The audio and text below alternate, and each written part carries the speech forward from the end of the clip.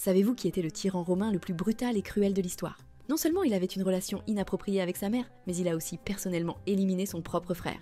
Il est tombé amoureux d'un garçon sans aucune honte et l'a forcé à changer de genre.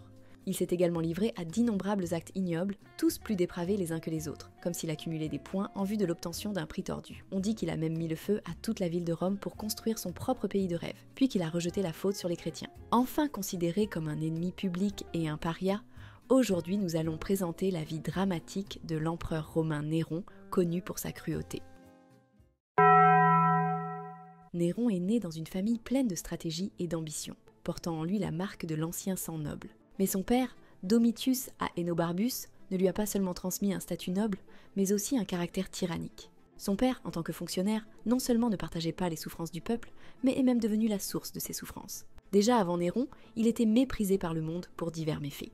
On pensait que Néron serait épargné par l'influence de son père en raison de sa mort prématurée. Pourtant, il s'est avéré qu'il lui ressemblait. Un vrai cas de tel père, tel fils. Et ce n'est pas seulement le père, la mère de Néron, Agrippine, était encore plus folle. Si le père était le modèle de Néron, alors la mère était ce couteau qui l'a façonné en tyran.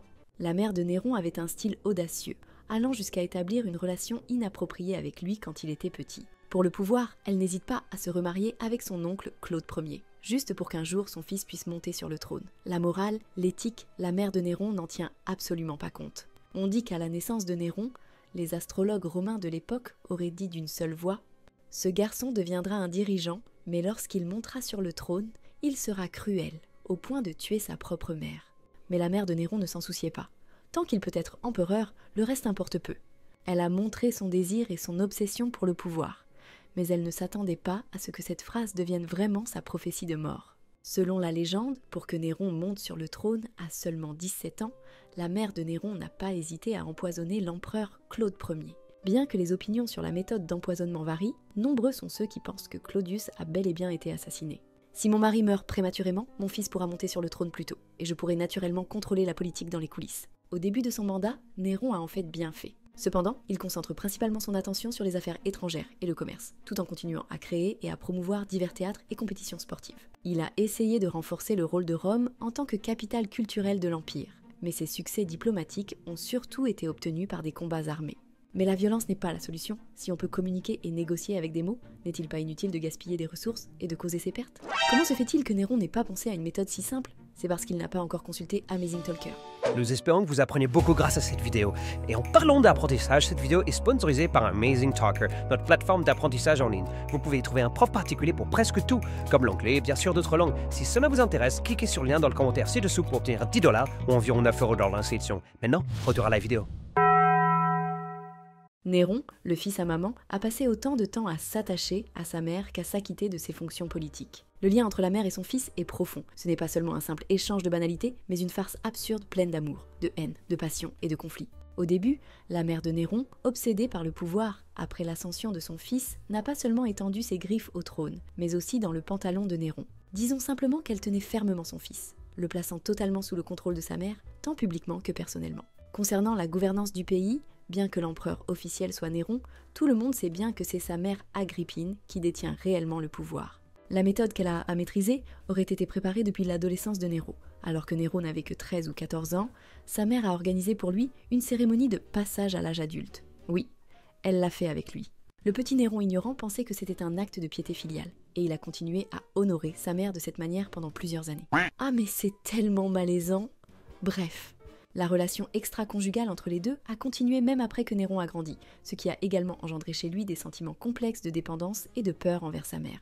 Mais les enfants grandissent, les mères vieillissent, et Néron a vite compris qu'il devait se libérer de l'emprise de sa mère, qu'il ne pouvait plus être un souverain sous l'autorité de quelqu'un d'autre. Néron commence donc à interdire à sa mère d'assister à certains événements importants. Pour empêcher sa mère de soutenir d'autres héritiers qui pourraient le menacer, Néron va même jusqu'à empoisonner cruellement son propre frère. Et le processus par lequel il a empoisonné son frère était aussi indifférent que d'écraser un moustique. Non seulement il ne ressentait aucune douleur à ce sujet, mais cela a même éveillé en lui une passion effrayante pour le sang à l'avenir. Pour commencer à consolider son pouvoir, Néron remplace peu à peu les personnes que sa mère a placées autour de lui. Un jour, comme frappé par la foudre, il se montre soudain faussement soucieux de sa mère, comme une véritable ordure. Il lui fait des massages et la couvre de cadeaux, redevenant le petit garçon à sa maman, le chouchou d'Agrippine. En plus de cela, il a chaleureusement envoyé un petit bateau de luxe sur mesure pour emmener maman en vacances à la mer. En fait, tout cela faisait partie du plan de Néron pour éliminer sa mère. Oui, le bateau a facilement chaviré. Sa mère est tombée à la mer. Mais heureusement qu'elle était bonne nageuse, sinon elle serait morte. Pendant sa convalescence, la mère a envoyé un esclave pour rassurer son fils. Mais Néron a crié au voleur. Il affirme que cet esclave était un assassin envoyé par sa mère pour le tuer. Il a donc pris les devants et a fait exécuter sa mère. Tout ce que je peux dire, c'est que lorsqu'on veut tuer quelqu'un, n'importe quelle excuse suffit. Cette bataille entre mère et fils à Rome est peut-être largement embellie par les générations suivantes, mais la mère de Néron a utilisé Néron comme un outil pour sa propre débauche et abus de pouvoir depuis son enfance. Cela a sans doute eu un impact sur l'état mental de Néron, le conduisant à montrer des caractéristiques davantage tyranniques, paranoïaques et autodestructrices dans son règne ultérieur. Il est difficile d'imaginer à quel point son enfance a pu être marquée par la souffrance. Pensez-vous que Néron, blessé par sa mère, craindrait à nouveau l'amour ? Vous vous trompez. Son parcours romantique est fascinant et en avance sur son temps. Néron, connu pour ses excès, a été marié 3 fois. Sa première épouse était Octavie, la fille de l'empereur précédent, Claude Ier. Mais plus tard, il est tombé amoureux de la servante de sa femme et a donc exilé sa première épouse. Efficace. Cependant, lorsque Néron tomba amoureux, sa première femme connut des difficultés. L'exil ne suffit pas. Il cherche aussi à divorcer pour une autre femme. Pour épouser officiellement Sabine, il n'a eu d'autre choix que de forcer sa première épouse à divorcer. Bien que cela semble être un divorce, il l'a en réalité poussée à quitter ce monde par elle-même. Sabina devait être mieux lotie, n'est-ce pas ? 3 ans après leur mariage, on raconte que Néron, dans un accès de rage, l'a tuée à coups de pied. Ce n'est pas encore fini. Néron est finalement tombé amoureux de Statilia Messalina, qui était mariée. Pour éliminer son rival, oui, il a encore une fois forcé le mari de Messalina à se suicider. Quittez l'histoire d'amour entre lui et Messaline. Après avoir éliminé tant d'obstacles sur le chemin de l'amour, Néron n'était toujours pas satisfait et a commencé à imiter sa mère en devenant pédophile. L'une des rumeurs les plus choquantes sur Néron est qu'il est tombé amoureux d'un jeune garçon et l'a forcé à devenir une femme transgenre. Le garçon qui a bouleversé Néron et ébranlé son identité s'appelait Sporus. Selon les récits historiques, c'était un beau jeune homme à la beauté renversante. Néron tombe amoureux de Sporus au premier regard, mais la société de l'époque accepte beaucoup moins ce genre de relation. Néron a donc pris une décision audacieuse. Vous ne pouvez pas épouser un homme ? C'est simple, faites-en une femme. Ainsi, le pauvre Sporus a été contraint de se faire enlever les organes génitaux, de s'habiller en femme et de devenir l'amant de Néron. L'amour de Néron est déjà un tort. Se marier avec un enfant, forcer le changement de sexe, sont des actes qui aujourd'hui seraient considérés comme immoraux. Mais il a fait un grand étalage d'affection, en organisant un mariage romain traditionnel public et en épousant Sporus. Ce n'est pas encore fini, Néron s'est lui-même déguisé en femme, changeant de rôle, en se déguisant en marié. Ensuite, à voir Sporus déguisé en marié pour l'épouser, il a même, lors de la nuit de noces, fait semblant d'être une jeune fille en fleurs, émettant des sons indécents. Les actes de Néron ont choqué la société traditionnelle. Alors que les fétiches non conventionnels pouvaient être tolérés, son comportement a terni son prestige et conduit les gens à s'interroger sur sa santé mentale et son leadership. Ce qu'il a fait au petit garçon, sous couvert d'amour, était en fait du contrôle, tout comme sa mère l'avait blessé auparavant, causant une profonde douleur à Sporus. En plus d'avoir une vie amoureuse active, Néron a aussi une grande passion pour la politique. Et la passion de Néron était comme un feu, brûlant toute la ville de Rome. Au cours de l'été 64 après Jésus-Christ, le grand incendie de Rome a ravagé la ville, laissant dans son sillage des traces de dévastation. Le grand incendie a duré 6 jours, détruisant plusieurs quartiers de la ville. Les gens fuyaient dans toutes les directions, croyant qu'ils étaient en enfer face à cet incendie sans fin. Bien que l'incendie ait été maîtrisé par la suite, la colère des gens n'a pas cessé, car après le grand incendie, d'innombrables familles ont été détruites et d'innombrables biens ont été perdus. Mais à cette époque, l'empereur Néron, pour construire sa maison de rêve selon ses désirs, a saisi de force les terres de nombreux citoyens. En plus de cela, le gouvernement a également augmenté les impôts, rendant la vie des gens encore plus difficile.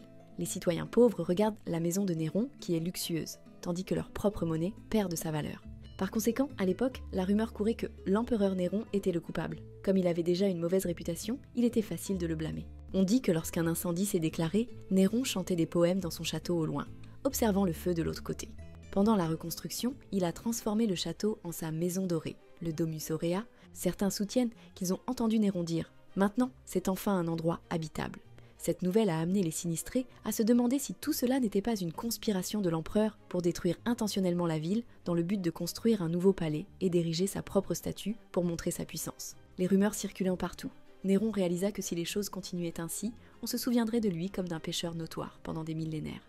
Alors il a immédiatement cherché un bouc émissaire, c'est-à-dire les chrétiens. On ne sait pas d'où lui est venue cette idée, car à l'époque, les chrétiens étaient pour la plupart des esclaves ou des pauvres. Alors il pensait que cela pourrait renverser la situation. Il a alors pensé qu'il était intelligent d'arrêter un grand nombre de chrétiens, les accusant de toujours parler de la fin du monde et des feux de l'enfer, comme si cela avait vraiment causé l'incendie de Rome, leur attribuant des crimes qu'ils n'avaient pas commis. Néron a même lâché des chiens pour attaquer les gens, en couvrant les chrétiens de peaux de bêtes pour que les chiens les voient comme des proies et les dévorent vivants. Finalement, la cruauté de Néron s'intensifie au point qu'il ordonne de brûler les chrétiens, les utilisant comme des torches humaines pour éclairer la nuit, tout en criant « Brûlez, chrétiens !»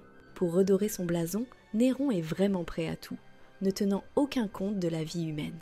Évidemment, Néron, en tant que premier empereur romain à persécuter les chrétiens dans l'histoire, a naturellement établi une inimitié mortelle avec les fidèles. Jusqu'à présent, il y a encore des fidèles qui, lors de leurs sermons, utilisent le grand incendie de Rome comme exemple pour rappeler aux croyants que plus terrifiant que le feu de l'enfer est la cruauté impitoyable du cœur humain.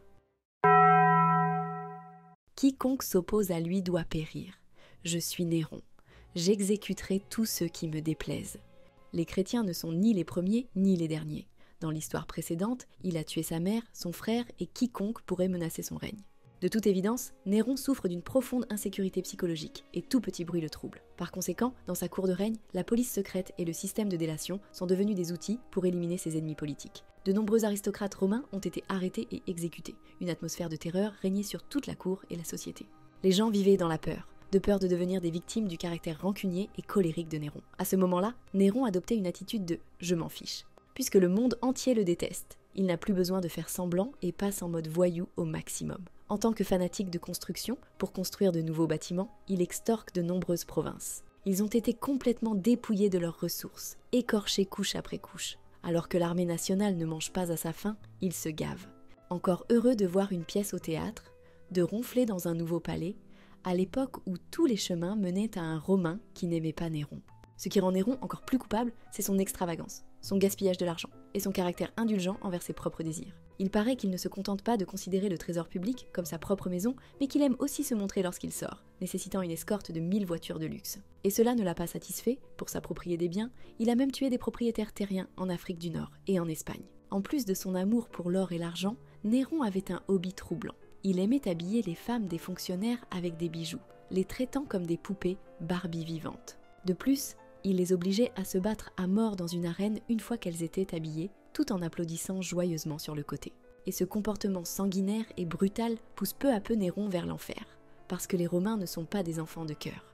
Les citoyens ne pouvaient plus supporter la tyrannie de Néron, alors le peuple a lancé une grande révolte. Au début, les gens exprimaient leur mécontentement simplement en salissant la statue de Néron ou en écrivant des malédictions contre lui sur les murs, juste de simples farces. Mais à la fin, même l'armée romaine ne pouvait plus supporter et s'est révoltée. L'Afrique du Nord et l'Espagne, longtemps opprimées par Néron, ont également rejoint la rébellion. Les différentes armées ont donc marché vers Rome, et les fonctionnaires locaux ont annoncé leur rébellion contre Néron. Sous le règne de Néron, le Sénat romain, presque complètement écarté du pouvoir, a adopté une décision le déclarant hostis publicus, ennemi public. Néron était officiellement fini. Face à une situation aussi désespérée, Néron sait qu'il n'échappera probablement pas à un désastre. Devenu ennemi public, il n'est pas un souverain respecté, mais un paria que tout le monde méprise. Toute personne qui le croise dans la rue peut légalement le tuer. Mais même en devenant la cible nationale, Néron avait toujours un ego fort et pensait « Un empereur digne de ce nom ne peut pas mourir de la main des autres. S'il doit mourir, il vaut mieux que ce soit de sa propre main. » Au dernier moment de sa vie, il leva le poignard, prêt à se l'enfoncer dans la gorge. Pourtant, malgré une vie pleine de méfaits et d'audace, il devint soudain un lâche, incapable d'agir. L'empereur prend trop son temps. Son serviteur meurt d'impatience, ne pouvant plus attendre à demander « L'avez-vous fait ?» Puis il a directement planté le couteau. Après avoir entendu que Néron avait été forcé au suicide, le Sénat a appliqué damnatio memoriae, la condamnation à l'oubli, contre lui. C'est une sorte de punition mnésique, effacer une personne de la mémoire des gens, bien que cette punition soit généralement utilisée contre les traîtres, hein ? Puisqu'il est l'ennemi public numéro 1, il faut bien sûr lui faire une exception. Ainsi, les statues de Néron, les inscriptions et les noms gravés sur les bâtiments ont été complètement effacés ou détruits. Cela est devenu un chapitre sombre que les Romains préféraient oublier. Bien que pendant les 14 courtes années du règne de Néron, il ait vraiment fait beaucoup de choses impardonnables, même si ses mérites ne compensent pas ses fautes, nous devons tout de même en faire un rapport objectif. Néron avait une personnalité passionnée, aimant ou détestant intensément. En plus d'être un artiste, il soutenait activement les activités artistiques qui lui plaisaient. Dépenser beaucoup d'argent pour construire des théâtres a fait de Rome une société où la culture et les arts se sont épanouis. Son amour pour l'art est difficile à imaginer. Sa passion est telle qu'il peut participer à des compétitions à l'étranger et remporter des médailles d'or. Et tu sais quoi? Il est même allé en Grèce pour participer aux Jeux Olympiques. Oui, il y avait déjà des Jeux Olympiques à l'époque. Si vous voulez qu'on fasse une vidéo sur le sujet, commentez ci-dessous. Ce n'est pas la boxe, ni le badminton, mais des disciplines qu'il a choisies, la musique et la récitation de poésie. Pour réaliser son rêve et satisfaire son ego, il a non seulement ajouté de nouvelles disciplines sportives inexistantes, mais a aussi modifié le calendrier des Jeux Olympiques. Même lors d'une course de chars où il était clairement perdant, le juge a déclaré cet empereur renversé champion par peur de l'autorité de Néron, c'est de la corruption. En outre, lui qui aime passionnément l'architecture, a construit non seulement la Domus Aurea, mentionnée précédemment après le grand incendie de Rome, mais aussi un célèbre établissement de bains publics toujours connu aujourd'hui. Bien que ces constructions aient été considérées comme des dépenses inutiles à l'époque, elles sont aujourd'hui devenues des réalisations historiques précieuses. Bien que ces bâtiments aient été construits grâce à l'exploitation du peuple et au pillage des pays voisins, ce qui a en réalité causé du tort au peuple, vous ne devineriez jamais qu'au début de son règne, Néron avait encore un peu le désir de travailler pour le bien du peuple. Il a mis en place des lois pour éviter l'exploitation des pauvres par les nobles, réduit les taxes et le prix de la nourriture et imposé des limites à la corruption des fonctionnaires. Au début de son règne, il était prêt à faire des efforts pour changer Rome, même si plus tard il a violé plusieurs règles. On dit que Néron était en réalité très apprécié par les couches inférieures de la société romaine, et même après sa mort, certains continuaient à lui rendre hommage. Cependant, en raison du comportement vraiment choquant de Néron, il est possible que les historiens aient exagéré. Il est possible que les chrétiens qui lui étaient hostiles aient exagéré sa brutalité, et que les citoyens ordinaires, vivant de potins, aient contribué à ce que Néron soit uniquement perçu comme un tyran dans les épopées. L'image claire et concrète de tyran de Néron est tout à fait appropriée comme sujet de film. Le plus célèbre est le film tiré du roman polonais Quo Vadis, Où vas-tu, en latin, qui raconte l'histoire émouvante de la résistance de l'Église à Néron après avoir été persécuté par l'Empire romain. En plus d'avoir influencé l'art et la culture, et d'avoir été maintes fois une source d'inspiration, sa vie est devenue une parabole d'avertissement pour les figures politiques et sociales modernes. Quand une personne est aveuglée par le pouvoir, l'argent et le désir, elle risque d'être méprisée par toute l'humanité, finissant par ne pas être digne d'être mentionnée, même dans les livres d'histoire. C'est tout pour aujourd'hui. N'hésitez pas à partager vos idées ci-dessous, pensez à vous abonner, activez la cloche, et n'oubliez pas de nous donner un like. Ou partagez-le avec des amis qui aiment l'histoire. Découvrez plus d'histoires amazing. À la prochaine.